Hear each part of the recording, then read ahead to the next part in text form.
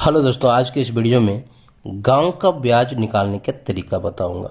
यानी जब हम कभी गांव में किसी से कर्ज लेते हैं, कोई पैसा उधार लेते हैं, तो हमको वहां पे ब्याज देना पड़ता है, यानी सूद देना पड़ता है। तो वह सूद यानी ब्याज को कैसे कैलकुलेशन किया जाता है उसको मैं बताऊंगा।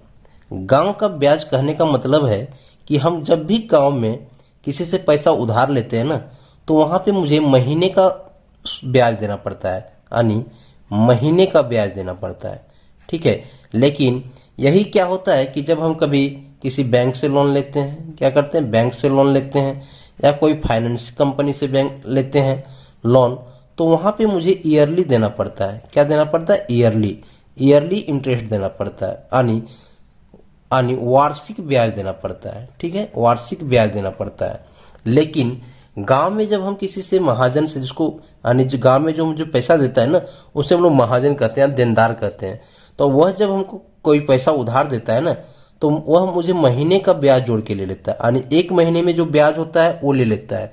लेकिन वही चीज बैंक या फाइनेंस कंपनी क्या करता है, एक साल में ब्याज जोड़ के लेता है। ठीक है, इसीलिए यह गांव का ब्याज हम लोग कहते हैं। तो गांव में ब्याज कैसे कैलकुलेट किया जाता है, आइए मैं वह तरीका को बताता हूँ। देखिए, यहाँ पे सवाल दिया गया है कि 20,000 रुपये का 4% ब्याज की दर से 7 महीने का ब्याज क्या होगा। तो क्या करेंगे हम लोग कि जितना मूलधन दिया हुआ है, यानी जितना कर्ज लिया हुआ है, उसको पहले लिख लीजिए। कितना लिया हुआ है? 20,000 रुपया। तो लिख लीजिए 20,000 रुपया, 20,000। ठीक है, और गुना कर दीजिए इसको, जितना प्रतिशत उसको ब्याज लग रहा है। तो कितना प्रतिशत ब्याज लग रहा है? 4%। तो 4 लिख दीजिए और गुना कर दीजिए जितने समय के लिए लिया गया। तो कितने समय के लिए लिया गया है? 7 महीने के लिए।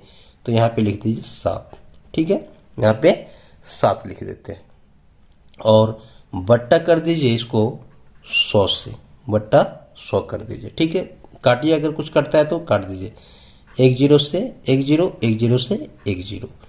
अब नहीं कटेगा कुछ, तो इन तीनों को गुना कर दीजिए, इन तीनों को गुना कर दीजिए। ठीक है, तो यहाँ पे बचा हुआ है 200 और यहाँ पे 4 और यहाँ पे 7। इन जब तीनों को गुना करेंगे तो ये आएगा 5600 रुपया। कितना आएगा? 5600 रुपया। यही इसका आंसर होगा, 5600 रुपया आंसर होगा। देखिए, यहाँ पे 5600 रुपया आंसर आया है ना। यह जो 7 महीने में मुझे 5600 रुपया क्या होगा, सिर्फ ब्याज देना पड़ेगा, सिर्फ ब्याज देना पड़ेगा। लेकिन यही चीज अगर हम लोग बैंक से लिए हुए रहता ना, तो इतना नहीं आता, इतना नहीं आता है। यहाँ पे देखिए, ये जो 7 है ना, यहाँ पे हम बट्टा कर देते हैं 12, 7 बट्टा 12 कर देते हैं। यानी अभी इसको 12 से भाग दे देंगे अगर, तो यह कुछ ना कुछ कम आ जाएगा। 12 से इसलिए भाग देते हैं क्योंकि बैंक हमसे क्या करता है, वार्षिक ब्याज जोड़ता है। ठीक है, जबकि यह महीना है, यह वर्ष नहीं दिया हुआ, 7 वर्ष नहीं है, 7 महीने का। ठीक है, इसलिए हम यहाँ पे 7 से गुना किए, क्योंकि यहाँ पे महीना ले लिया जाता है। यही अगर बैंक से लिए रहते तो हम 12 से भाग देते हैं यहाँ पे। ठीक है, आइए एक और प्रश्न को हम लोग बनाते हैं, वहां पे आपकी क्लियरिटी और बढ़ेगी। दूसरा प्रश्न है कि 50,000 रुपया का 2% ब्याज की दर से 2 वर्ष और 7 महीने का ब्याज क्या होगा। यानी 50,000 रुपया क्या है, किसी से हम लिए हुए हैं, कर्ज लिए हुए हैं 2% ब्याज की दर से। यहाँ पे ब्याज की दर जो है वो महीना है। ब्याज की दर क्या है? महीने का है, क्योंकि गांव में जब भी हम ब्याज लेते हैं तो क्या लेते हैं, महीने पे लेते हैं। जो भी देता है हमको क्या करता है, महीने का ब्याज जोड़ के ले लेता है। ठीक है, तो मैंने क्या बताया कि सबसे पहले जो कर्ज लिए उसको लिख लीजिए। कर्ज कितना लिया गया है? 50,000।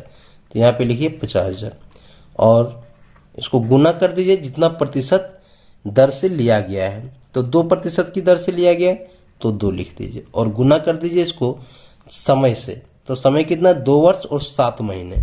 ध्यान दीजिए, यहाँ पे हम 2 वर्ष और 7 महीना नहीं लिखेंगे, इस तरह से लिखेंगे कि 2 वर्ष में कितना महीना होता है? 24 महीना। 2 वर्ष में 24 महीना, तो यहाँ पे लिखिए 24 महीना। ठीक है, और ये 7 महीना की उसमें जोड़ दीजिए, तो ये आ जाएगा 31 महीना। टोटल कितना हो गया? 31 महीना। तो यहाँ पे लिखेंगे हम 31 और बट्टा कर देंगे 100 से, बट्टा करेंगे 100। ध्यान दीजिए, अगर यहाँ पे यही बैंक का ब्याज होता ना, तो हम यहाँ पे 2 वर्ष और 7 महीने को 7/12 वर्ष लिखते, 7/12 वर्ष लिखते। लेकिन गांव का है, क्योंकि गांव में तो महीना का जोड़ेगा, इसलिए 2 वर्ष 7 महीने में, 2 वर्ष 7 महीने में जितने महीने होंगे टोटल हम लिख दिए। 2 वर्ष में 24 महीना और 7 महीना दोनों को जोड़ेंगे कितना आएगा 31, यानी 31 महीना का मुझे ब्याज देना है। अब इसका कैलकुलेट कीजिए, 2 0 से 2 0, ठीक है। अब इन तीनों को गुना करेंगे तो आ जाएगा 5 दूनी 10 यानी 1000, और 1000 को 31 से गुना करेंगे तो ये आ जाएगा 31,000। कितना हो जाएगा 31,000। यही इसका आंसर हो जाए, यानी 31,000 रुपया आपका आंसर होगा। 31,000 रुपया क्या होगा, 2% वार्षिक ब्याज की दर से 2 वर्ष 7 महीने का मुझे सिर्फ ब्याज देना पड़ेगा।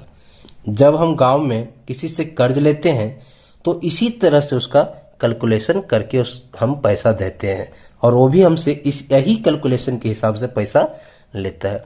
तो दोस्तों मैं उम्मीद करता हूं कि मैंने जो यहाँ पे तरीका बताया ब्याज निकालने का, ये आप लोगों को अच्छी तरह से समझ में आ गया होगा। अगर वीडियो पसंद आया हो तो चैनल को लाइक, सब्सक्राइब और शेयर जरूर करें। Thank you.